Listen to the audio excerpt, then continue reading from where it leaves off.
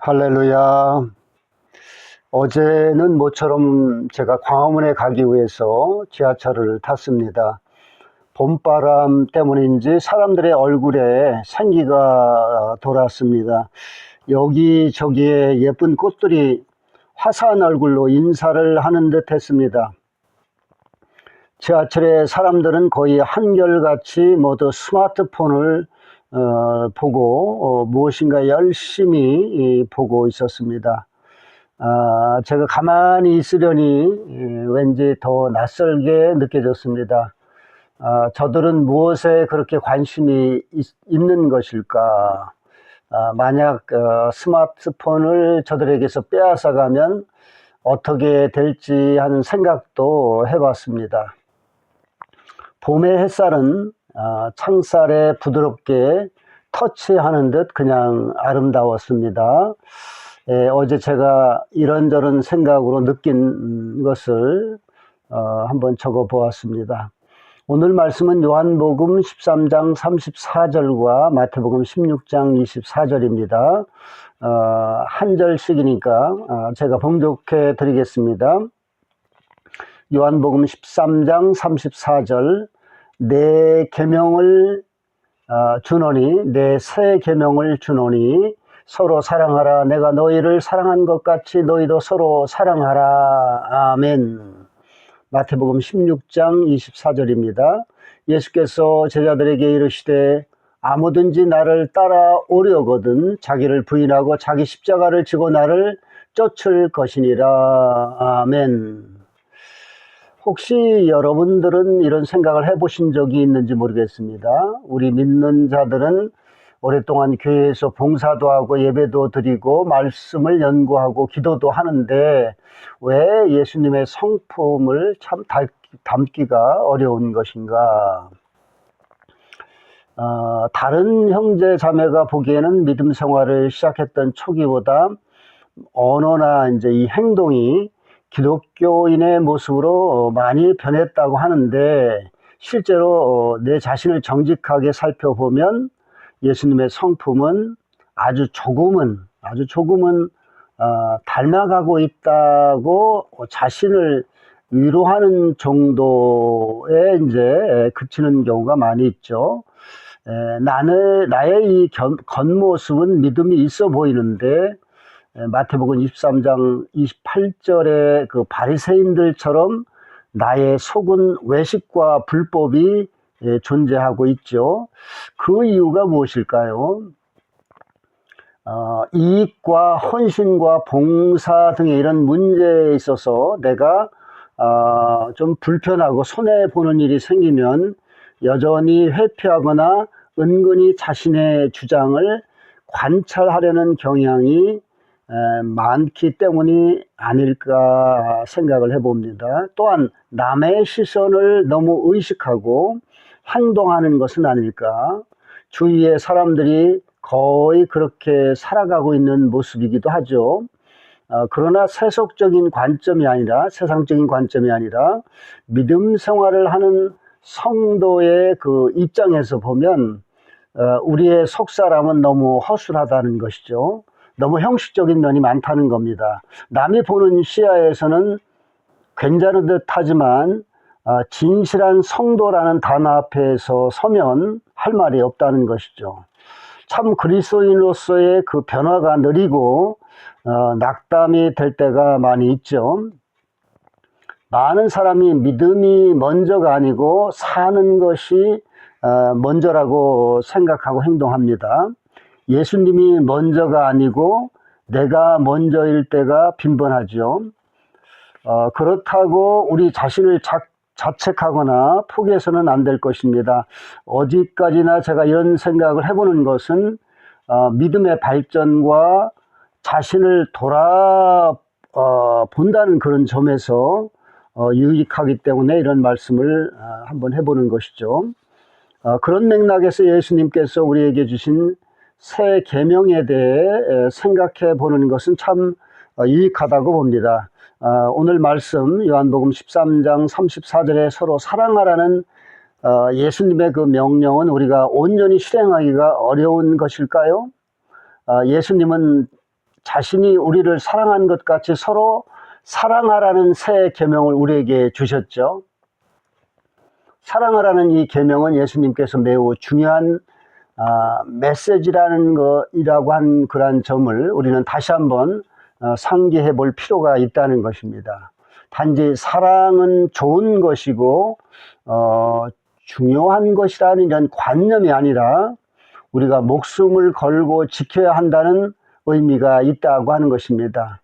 사랑으로 오신 예수님이시기에 우리는 우리에게 이제 사랑하라는 그 명령을 예수님이 주셨는데, 예수님 자신의 목숨과 같이 이 사랑이 가치가 있다는 우리가 깊은 의미로 다시 한번 더 새길 필요가 있다는 것입니다.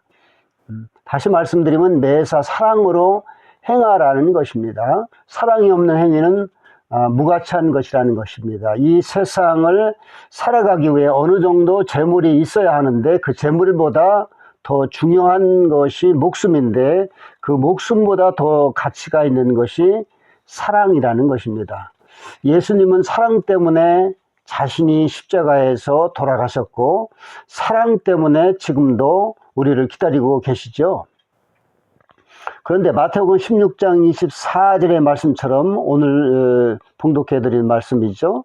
우리가 십자가의 사랑을 하려면 자기를 부인하고 자기 십자가를 지고 가는 것이 참 어렵고 두려운 문제이기도 합니다. 많은 희생을 해야 한다는 생각이 앞서기 때문에 그렇게 하기가 참 어려운 것이죠. 즉 자기 희생을 할 수 있는 그 용기와 믿음이 부족하다는 말도 되겠죠. 인간은 자기 욕심이 내재한 존재이기 때문에 그렇습니다. 그리고 조금 합리화를 하자면 가정이나 사회에서 심지어는 교회에서조차도 자기 희생의 정신을 제대로 학습하지 못했고 훈련도 받지 못했다는 것입니다. 그래서 헌신적인 사랑은 기쁨과 감사보다 힘들고 어렵다는 인식이 강한 것이죠. 헌신적인 사랑에 체험이 없는 경우는 더욱 그렇죠. 그래서 대부분 자녀를 낳아 기르면서 그리고 누구를 깊이 사랑하면서 그 사랑을 조금은 알게 되는 것 같습니다. 아픈 만큼 성숙해질까요? 네, 그런 것 같습니다. 대부분 아마 그런 것 같습니다. 물론 아픔을 이겨낼 줄 모르는 사람은 아니겠지만은 사랑의 예수님께서 우리에게 힘든 삶을 살라고 자기를 부인하고 자기 십자가를 지시라고 말씀하신 것일까요? 하늘 백성으로서 사랑의 길이란 무엇일까요? 예수님께서는 우리가 하늘 백성으로 살기를 원하시기 때문에 사랑을 강조하시는 것이죠. 그 삶은 예수님을 닮은 삶이고 사랑의 십자가를 지고 가는 삶이죠. 우리가 십자가를 지려면 예수님처럼 자기를 부인해야 하죠. 희생해야 한다는 것입니다. 진실로 사랑해야 한다는 것이죠. 사랑은 관념으로 끝나면 가치가 없죠. 예수님은 사랑의 증거로 십자가를 지신 것입니다. 그런데 왜 우리는 그렇게 안 될까요? 이기심 때문일까요? 2차 세계대전이 끝날 무렵에 영국 웨일스의 한 시골 언덕을 한 아이 엄마가 차가운 겨울바람을 맞으며 걸어가고 있었는데 날씨가 너무 추워서 그 엄마는 가을 추수로 남긴 집 속에서 아이를 살리기 위해 자신의 모든 옷을 벗어서 덮어 아이를 살렸죠. 그런데 자신은 결국 추위를 건지지 못하고 죽고 말았다는 것입니다. 그것이 진짜 사랑이라고 할 수 있겠죠. 그것이 십자가의 사랑이라고 할 수 있습니다. 요즘 어떤 아이 엄마가 아이가 말을 안 듣는다고 짜증이 난다고 아이를 때려 죽이거나 중상을 입혔다는 뉴스를 접하게 됩니다. 상황이 어찌되었든 자식을 죽이거나 중상을 입히는 것은 우리 주위에 마귀가 더 가까이 와서 사람의 정신을 빼앗아 가는 그런 일을 지금 행하고 있다는 것을 우리가 알 수가 있습니다. 사랑을 선택하느냐, 나의 감정이나 자존심, 이익을 선택하느냐에 따라 그 결과는 너무나 큽니다. 그것은 세상을 바라보느냐, 예수님을 바라보느냐의 차이이기도 하죠. 물론 헌신적인 사랑을 내 힘으로 하기 참 어렵습니다. 성령님께서 함께 해주실 때 사랑의 십자가가 두렵거나 어렵지 않죠. 그래서 늘 예수님을 찾고 부르짖어야 한다는 것이죠.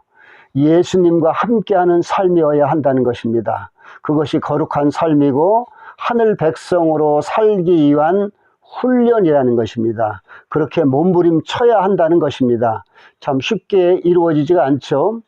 그래서 이 땅은 하늘 백성이 되기 위한 시험의 장소라고 말을 하죠. 시험 보는 학생들의 모습을 보면 날을 새고 많은 노력을 하지 않습니까? 그런데 하늘 가는 것은 더 귀한 것이기 때문에 우리가 정성과 힘을 다하여야 한다는 것이죠. 늙고 힘이 없으면 그것이 더 어려워지죠. 그래서 젊고 건강할 때 더 열심히 예수님을 사랑해야 한다는 것입니다. 여러분도 잘 아시는지 모르겠지만 태평양 연호를 바라보면 저는 마치 예수님의 십자가를 보는 듯 합니다.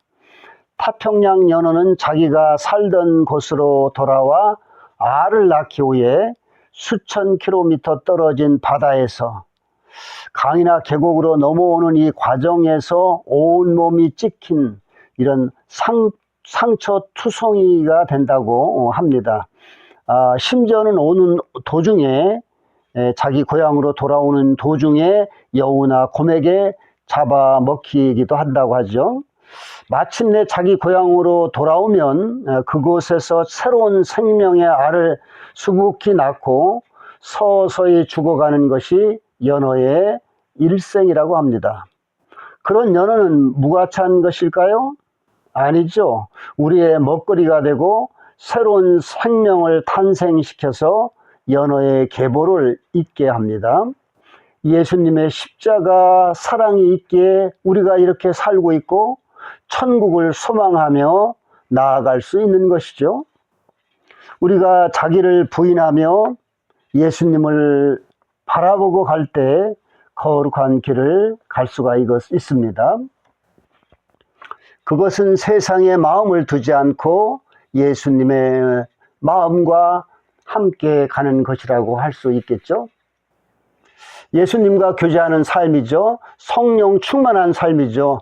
누군가가 그것은 좋은 말이지만 나는 할 수 없다고 말하면 못하는 것이겠죠.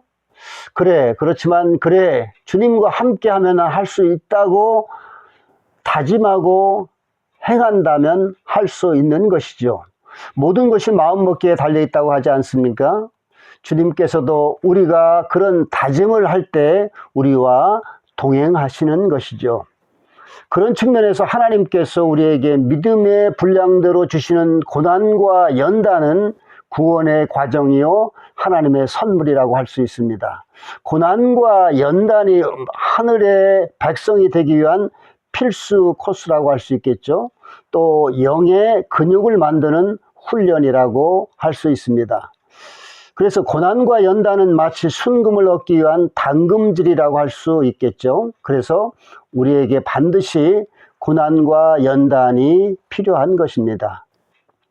로마서 5장 3절과 4절의 그 말씀처럼 믿는 자들에게 환난은 인내를 주고 인내는 연단을 주며 연단은 하늘에 대한 소망을 준다고 말씀하고 있습니다. 마치 운동선수가 많은 고통의 훈련을 통해서 훌륭한 선수가 될 수 있다는 소망을 가지는 것과 같죠. 우리는 연단을 통해 얻은 강하고 담대한 믿음으로 마귀를 물리치며 하나님의 일을 할 수 있습니다.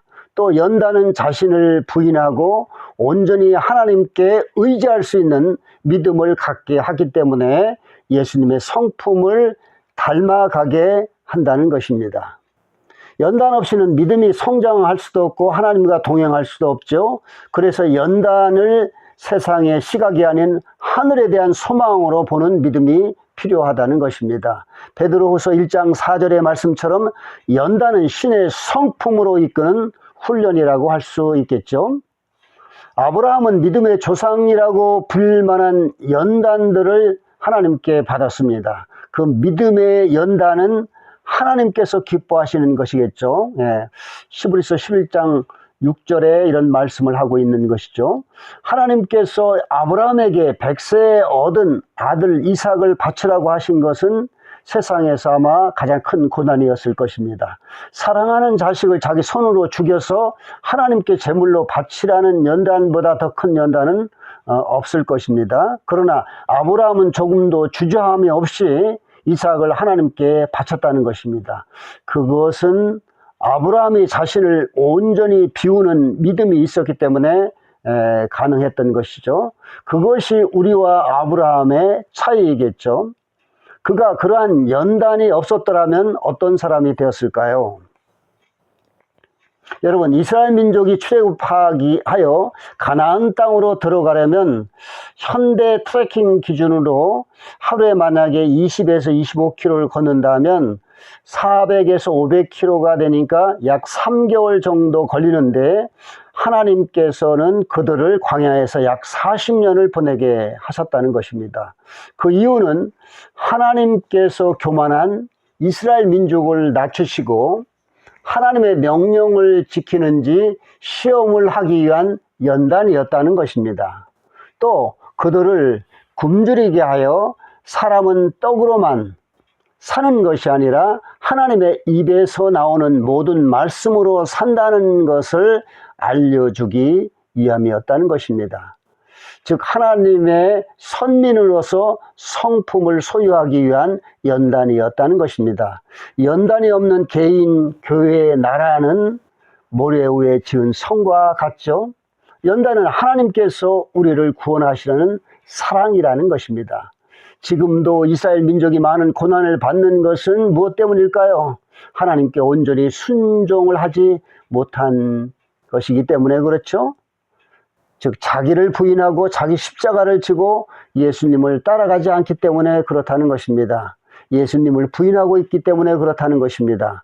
여러분과 저는 날마다 자기를 부정하고 자기 십자가를 지는 삶으로 예수님과 동행하는 복된 자들이 되시기를 축원합니다. 아멘. 여러분 이제 세상보다 예수님을 바라봅시다. 예수한국 복음 통일을 원하는 주님의 뜻을 향하여 나아갑시다. 한국교회와 가족의 중보를 위해서 또 회개 기도를 계속해 주십시오. 여러분 자신과 교회의 부흥을 위해서 한국교회 부흥을 위해서 매일 밤 12시에 시작하는 정확하게 11시 한 45분 정도가 되겠죠. 유튜브 365 국가기도회 유튜브에 365 국가기도회입니다. 여기에 동참하시기를 소망합니다. 이것은 단순한 기도회가 아니라 우리 자신과 나라의 부흥을 위한 것이기 때문에 매우 중요한 기도회입니다. 주님과 하나 되기 위한 준비 기도회라는 것입니다. 함께 동참하시기를 축원합니다. 오늘 말씀을 다시 한번 봉독하며 마치겠습니다. 요한복음 13장 34절입니다. 내 새 계명을 주노니 서로 사랑하라. 내가 너희를 사랑한 것 같이 너희도 서로 사랑하라. 아멘. 마태복음 16장 24절입니다. 예수께서 제자들에게 이르시되 아무든지 나를 따라오려거든 자기를 부인하고 자기 십자가를 지고 나를 쫓을 것이니라. 아멘. 감사합니다. 샬롬.